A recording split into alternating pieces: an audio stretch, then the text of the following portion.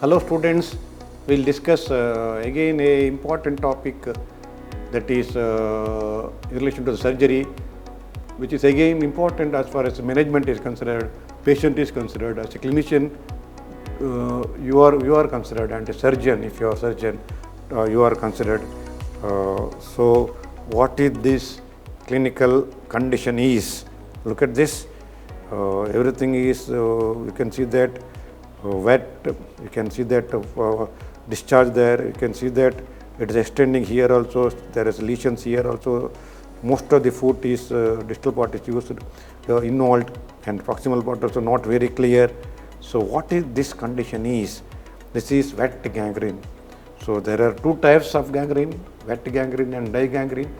Gangrene is a macroscopic death of tissue in situ with putrefaction. So if it is well localized with a clear line of demarcation, dry, mummified, without any much intention of spreading proximally, that is called dry gangrene. Where there is a poor line of demarcation with the septic separation, with the intention of spreading proximally, that is called wet gangrene. This is typical wet gangrene. So what are the features? It is edematous. See that, you can see the edema here, non-viable, the gangrene black, swollen, entirely proximally swollen, discolored black, spreading with the poor line of demarcation. So line of demarcation is poor. So line of demarcation is the final line of separation between the viable and gangrenous or non-viable tissue. So it's a poor line of demarcation, very typical, whereas dry gangrene, clear line of demarcation. There is aseptic separation, there is a septic separation. It's the differences. Where this spreads, that doesn't spread. It is mummified, dry. Actually, this is wet. So how to manage? Early evaluation discharge study, start of heart antibiotic, arterial Doppler is important for initial evaluation. Then CT angiogram is a must, dynamic one.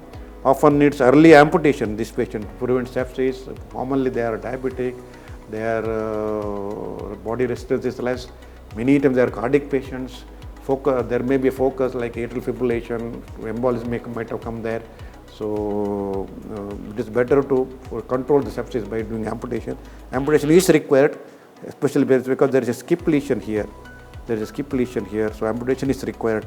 So control focus of infection and prevent further spread of gangrene. And of course, further you have to prevent once you do the amputation, prevent the further damage to the limb. You may have to do a specific maybe angioplasty, maybe direct arterial surgery by bypass graft, or to save the opposite limb. Opposite limb may be precarious. So you may have to increase the perfusion of the opposite limb by angioplasty or graft, depending on the extent of the block, depending on the site of the block, depending on the amount of collaterals, depending on the distal runoff. You take a call and decision based on the BCT angiogram. Then reperfuse the opposite limb and proximal retained limb. That's also important. Otherwise, further spread of the disease occurs. Meantime, you have to control the diabetes, you have to maintain the cardiac status, you have to maintain the lipid profile, you have to maintain the nutrition, you have to prevent the sepsis, neuropathy, diabetic nephropathy, if it is there, that complication, overall metabolic problems, everything you have to look into this patient, because everything will be altered, everything will be precarious in this patient, especially when patient is above old age or above 55 years, where atherosclerosis is also an added factor to cause the added insult for the perfusion of the limb or other part of the body as such.